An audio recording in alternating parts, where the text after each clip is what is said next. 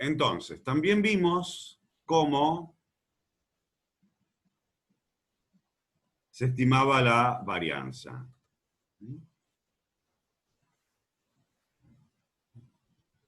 Con estas fórmulas tienen que practicar porque fíjense que para los ejercicios, según qué datos les den, les va a terminar siendo útil conocer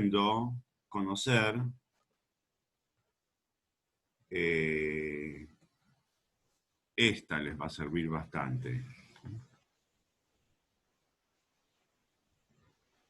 Esta les va a servir bastante. Bueno.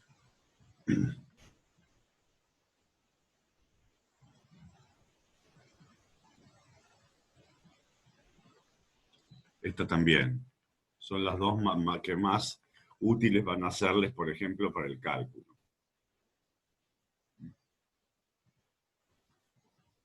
Muy bueno, muy bien. Entonces, perfecto.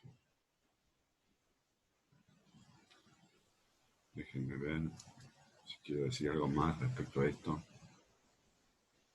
No, está muy bien. Entonces, ya vimos cuál es el desvío típico, la varianza de beta 0 y beta 1, su raíz cuadrada va a ser su desvío típico.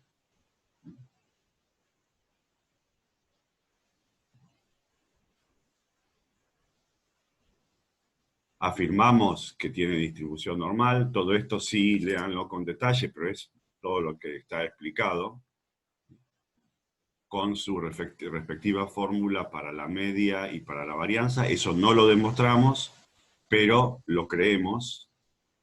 Entonces, lo que podemos hacer, como les decía recién, es estandarizar. Esa es la ecuación 10-16. Y eso me llevaría, en ambos casos, a una distribución normal 0,1. Un resultado análogo que nosotros no desarrollamos permite normalizar el estimador del desvío típico o de la varianza de las perturbaciones y convertirlo en un chi cuadrado, una variable con una cierta distribución, con 2 grados de n menos 2 grados de libertad. Y todo eso se puede utilizar. Lo que nos va a interesar va a ser la ecuación 10-18, el resto lo tenemos que creer que es así, igual tampoco nunca se demuestra, y no es tan fácil esa demostración, dicho sea de paso.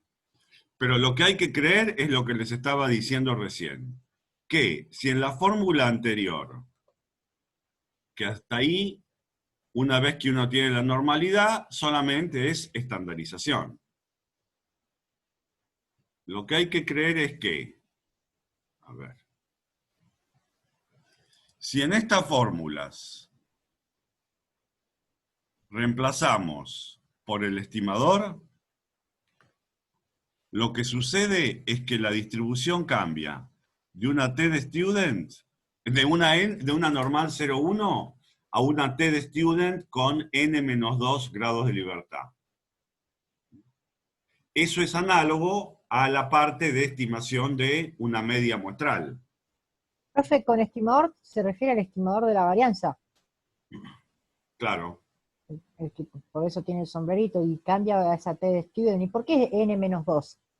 Ah, muy buena pregunta. Bueno, antes cambiaba a una T con n-1, ¿verdad? Sí, sí. Ahora cambia a una n-2. Bueno, la razón es, básicamente esta respuesta no te va a servir de mucho, porque las cuentas dan así. Pero una manera de tratar de buscar la intuición es que los grados de libertad son el número de observaciones menos la cantidad de parámetros lineales que uno estima. Entonces, cuando era el caso de la media muestral de X barra, para calcular la varianza, uno tenía que estimar mu primero. Tenías que estimar un parámetro. Perdías un grado de libertad. Ahora, en el caso este, que tenés una regresión de 2 variables, estás estimando una ordenada al origen y una pendiente, Es decir, que estás estimando dos cosas, es decir, que perdés 2 grados de libertad.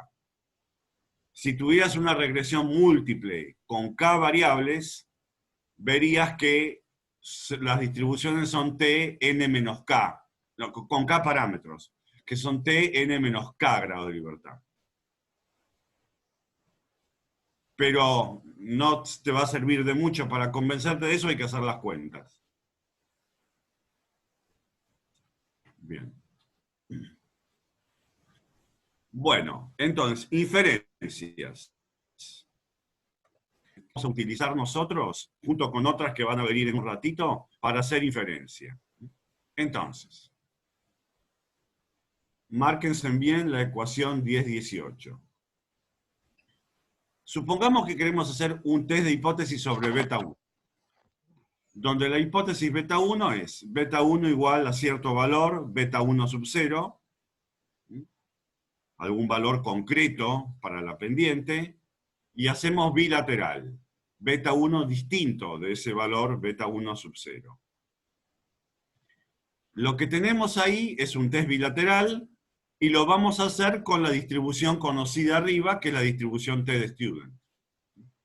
Es decir, que vamos a construir el estadístico del test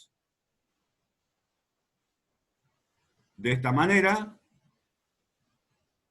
y rechazar o aceptar según caiga en la región de aceptación o de rechazo, cuyo punto crítico va a estar determinado por una t de student con n-2 grados de libertad. ¿Por qué es n-2?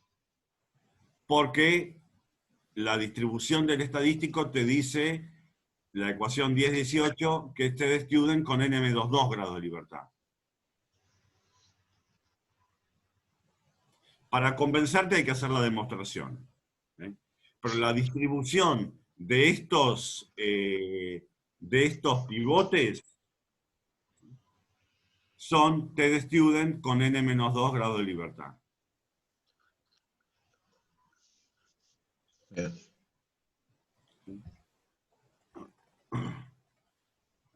Bueno. Bueno. Veamos un ejemplo. ¿Está bien?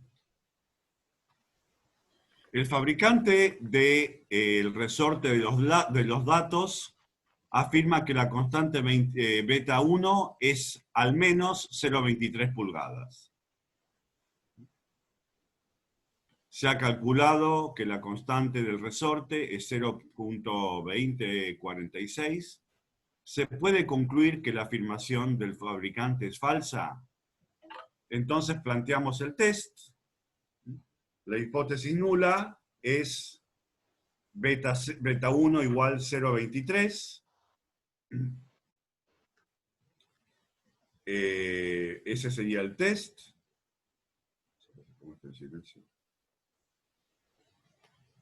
Versus beta 1 menor que 0,23. Tomamos el estadístico de la prueba, el t, reemplazamos por sus valores, me da un valor de menos 2,28. A su vez, buscamos en la tabla, podemos buscar el valor en la tabla del cuantil de una t de student, o también calcular el p-valor.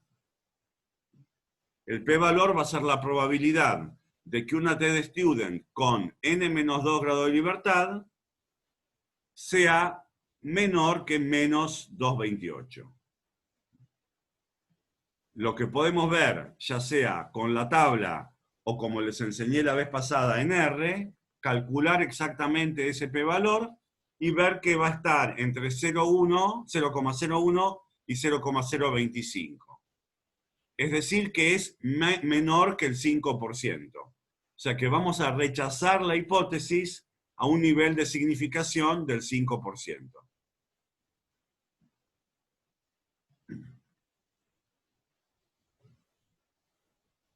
¿Está bien? Perfecto.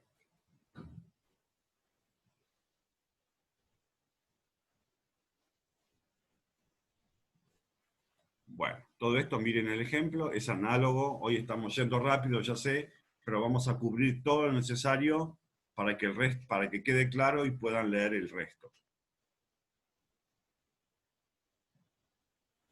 Esta distribución T de student de la ecuación 10-18 también se puede utilizar, porque es un pivote, para construir un intervalo de confianza para beta 1.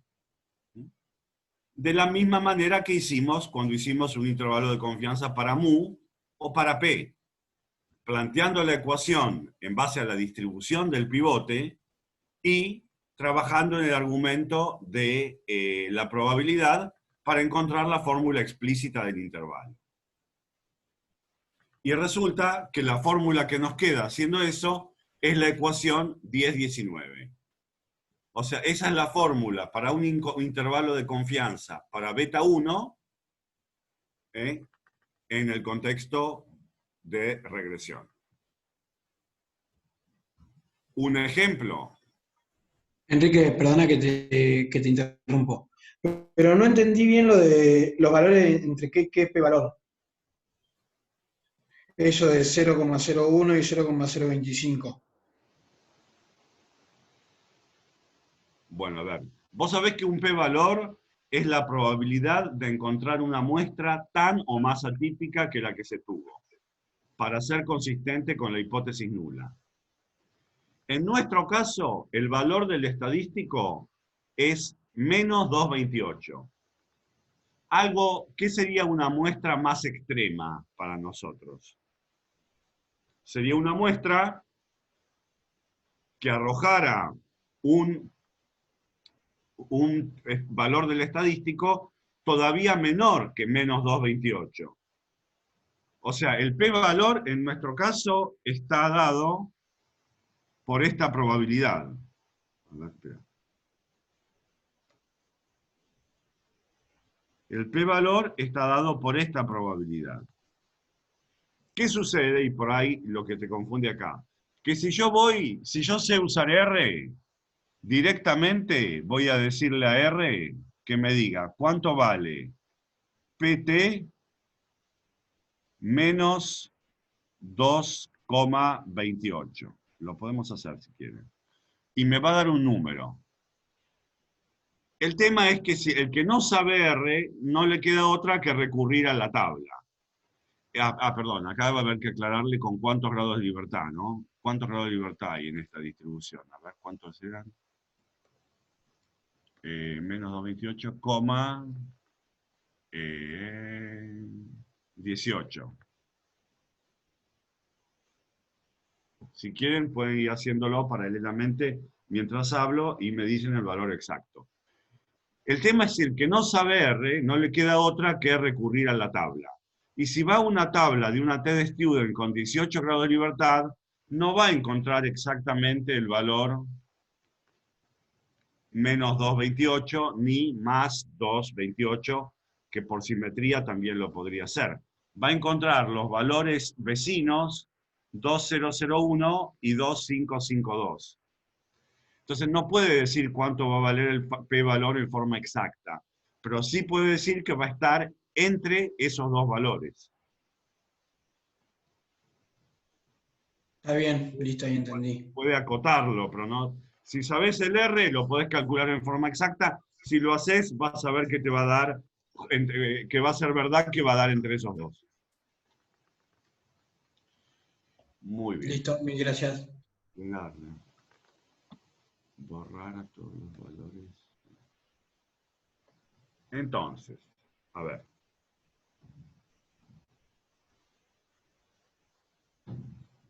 También puedo usarlo para construir un intervalo de confianza, simplemente sustituyendo en la fórmula.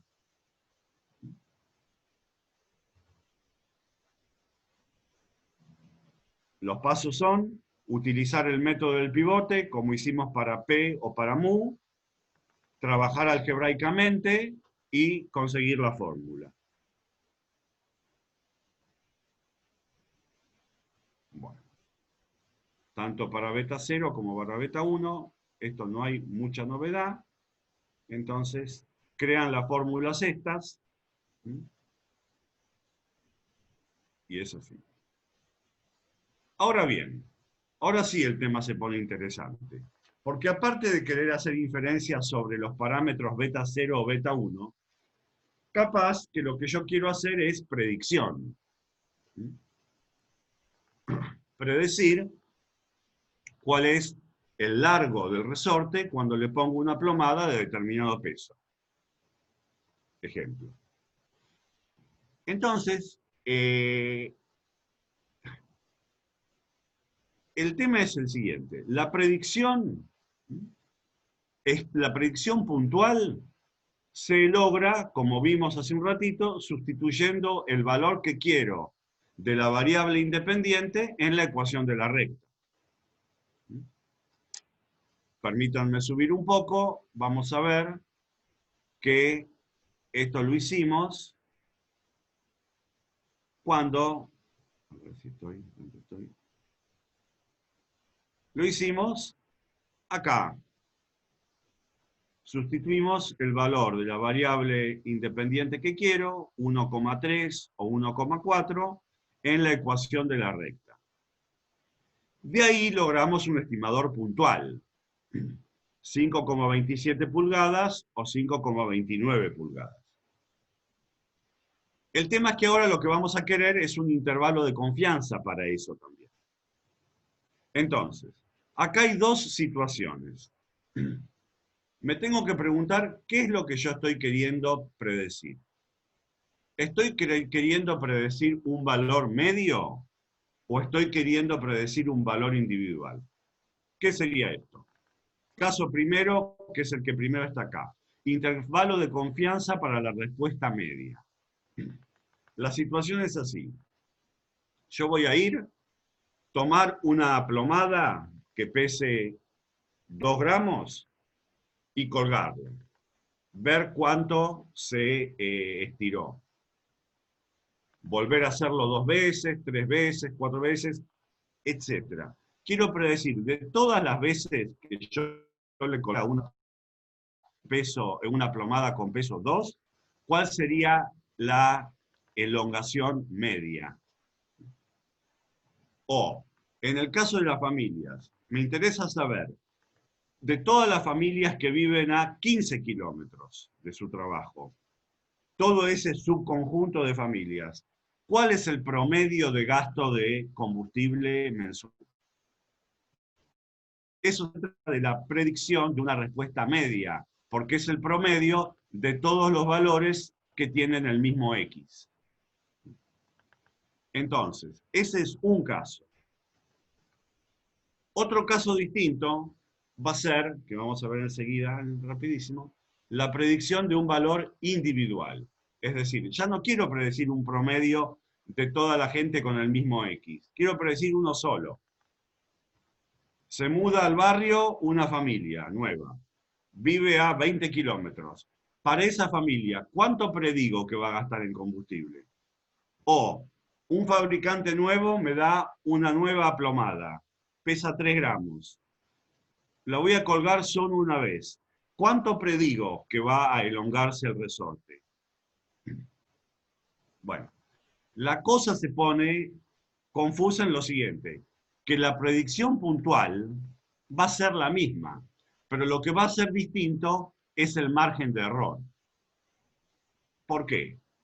Porque es más difícil predecir un valor individual que predecir un promedio. Porque cuando uno predice un promedio, hay un efecto de compensación. Matemáticamente, eso lo que se va a traducir es que los estimadores puntuales para ambos casos van a ser los mismos.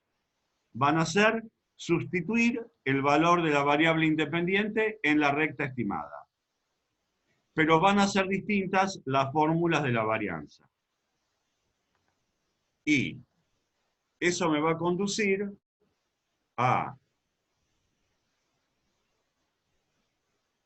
la fórmula, las dos fórmulas que tienen acá.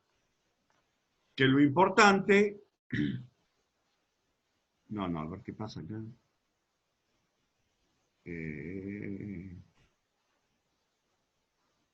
Bueno, acá tienen la fórmula perfecto. Bueno, En la fórmula esta, la 1022, y voy rápido, ya sé, pero no nos queda otra, pero igual, escuchando bien lo que les digo y leyendo, van a poder entenderlo. Esta es la fórmula de un intervalo de predicción de un valor medio. Sería el caso todas las familias que viven a 15 kilómetros, o todas las posibles elongaciones cuando peso infinitas veces una plomada de 2 pulgadas. Parece complicada la fórmula, pero no es tan complicada, ¿sí? O sea, bueno, es horrible, pero es así. Solamente hay que tener la mano y sustituir. Tienen todos los valores. Y el otro caso, o sea, esa fórmula hay que saberla. Y el otro caso es cuando quiero predecir un valor individual. ¿Qué es lo que va a pasar? Dijimos. A ver, veamos algo de esta fórmula, ¿sí? Veamos algo de esta fórmula. Espérense. ¿Cómo se logra este intervalo de confianza? Bueno, lo primero que tengo es el valor que resulta de sustituir. Este es el estimador puntual. Llamémosle, si quieren, el I sub 0. El valor que me resulta de sustituir el X que quiero en la ecuación de la recta. Y eso es el I sub 0 más menos un cierto margen de error. O sea que este va a ser el margen de error. Lo que vamos a esperar que ocurra, y así va a ser cuando queremos predecir un estimador puntual individual, es que el estimador puntual va a ser lo mismo. Es decir, que vamos a tener la primera parte igual. Pero lo que vamos a esperar tener es un margen de error más amplio. ¿Por qué? Porque tenemos la incertidumbre de que estamos prediciendo un valor individual en lugar de un promedio. Y eso es exactamente lo que va a ocurrir, y va a ser la fórmula siguiente. ¿Cómo se manifiesta esto en la fórmula? Van a ver que se manifiesta de una forma bastante trivial, bueno, no trivial, pero bastante quizá imperceptible, pero que es crucial. Intervalo de predicción para futuras observaciones. ¿Está bien? O para valor individual. Está desarrollado todo el tema, y ahora miremos la ecuación que necesito, es la ecuación 1026. La ecuación 1026 tiene la primera parte, es el mismo estimador puntual. Y tiene más o menos un margen de error. ¿En qué difiere este margen de error del anterior? Solamente en un pequeño detalle, que adentro de la raíz cuadrada tengo un 1, que antes no tenía. Esto hace que el margen de error para estas predicciones sea más amplio. La consecuencia matemática, que hasta es notable, solamente se traduce en poner un 1 más adentro de la raíz cuadrada. Eso hace que el margen de error se estire y se acomode al caso en cuestión. Para creer que esto es así, hay que hacer todas las cuentas, pero las cuentas dan así. Y de vuelta lo que hay que hacer es lo mismo. Una vez que tengo ahí la fórmula, sustituir los datos. Lo difícil de esto en la práctica, en los ejercicios, es decidir si lo que estoy queriendo es predecir un valor individual o un valor medio. Para eso lo que tengo que hacer es leer muy bien el planteo. Por ejemplo, miren el ejemplo de ahí abajo. Dice, calcular el intervalo de predicción con nivel 0,95 para la elongación de un resorte bajo una carga de 1,4. Se trata estimación de un valor individual, o también llamado predicción, se usa la fórmula 1026. Distinto sería si me dijeran estimar por intervalo la elongación de todas las posibles mediciones con una carga de 1,4. Ahí utilizaría la fórmula anterior que no contiene el 1. ¿Van entendiendo? ¿Puedes Yo repetir no eso, todo, por favor, profe. Enrique? De vuelta, uno a la vez, por favor. Yo no ¿Podés entendí cuándo se usa cada fórmula. Sí, la fórmula 1026 corresponde a estimación de un valor individual o la predicción de un único valor. Ejemplo, voy a medir un solo resorte y ver cuánto se estira. O se muda una nueva familia que mide a 20 kilómetros, quiero predecir cuánto gasta. Una sola. Eso es estimación o predicción de un valor individual. Y Claro, se usa la fórmula que contiene el 1. El otro caso sería, voy a colgar una plomada muchísimas veces, con una carga siempre de 1,4. ¿Cuál va a ser en promedio la elongación de todas esas mediciones? O claro. voy a considerar el subconjunto de todas las familias que viven a 20 kilómetros. Y voy a preguntarle cuánto gastan y voy a promediar. ¿Cuál es el intervalo para ese valor promedio? Eso sería estimación de un valor medio. Claro, para un valor medio y otras para un valor individual. Perfecto. Exactamente. Y la consecuencia es que usás o no usás el 1 en la fórmula. Listo. Perfecto. Gracias. Sé que cubrimos bastante, pero esto es todo lo que vamos a cubrir. El resto, fin. O sea, O sea no que doy más tema nuevo, no doy más tema nuevo, el viernes consulta. o sea, es hasta la página 133. Sí, Perfecto, profe. bárbaro. O sea, Consulta, esto es lo que voy a tomar. Cuanto más quieran leer, mejor. Pero lo que no di, no voy a tomarlo. perdón Enrique porque no escuché toda la teoría, porque en un momento me dejó de funcionar la compu. ¿El R cuadrado, coeficiente de determinación, no entra? Léanlo, pero no lo voy a tomar. Ok, gracias.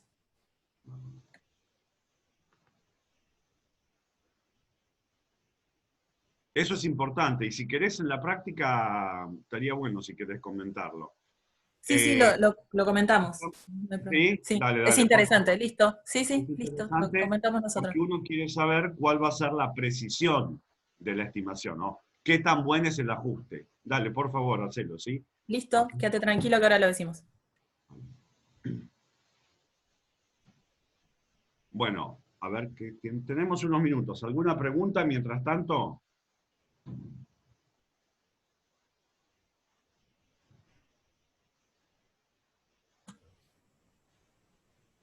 Bueno, entonces, Muchos chicos con problemas de inscripción para estadística, ¿qué sugerencias se puede poner en la página para todos? Los que solamente querían hacer estadística y ahora se acuerdan de anotarse.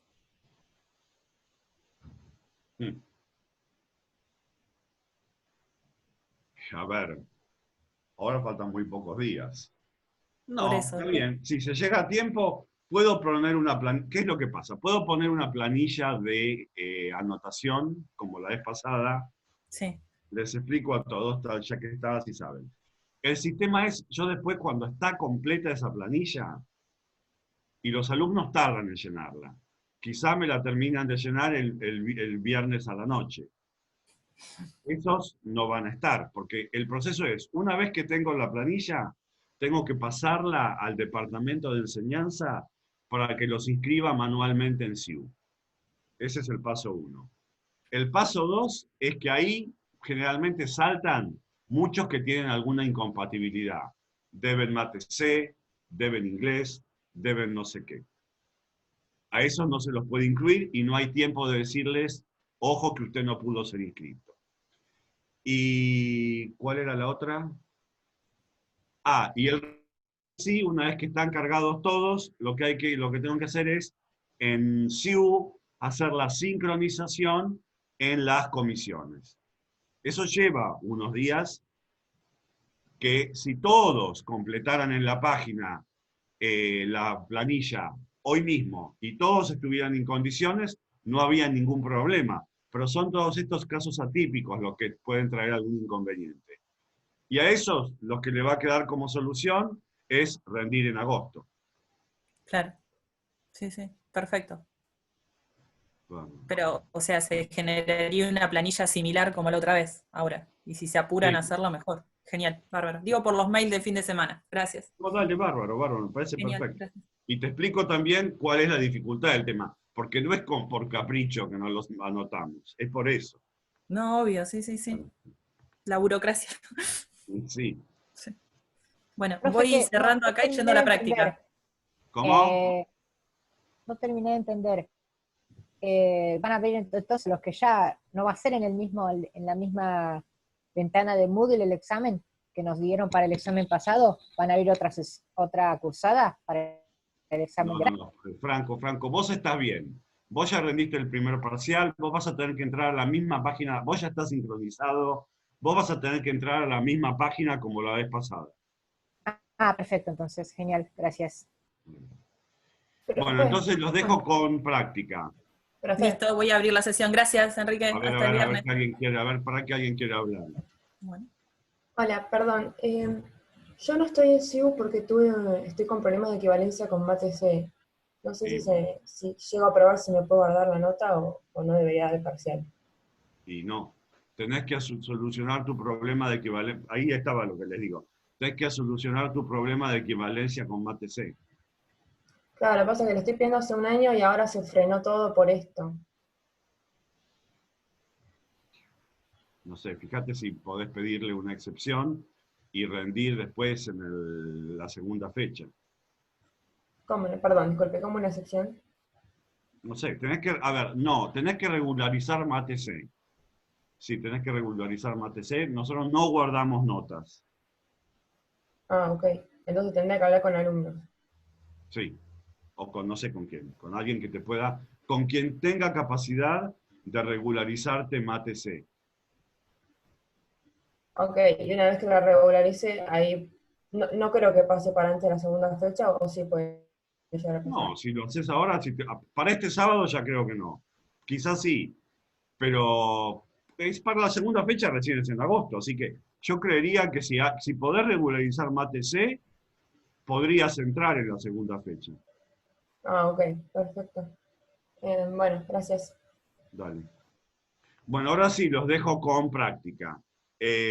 Entonces nos vemos el viernes. Chao, gracias.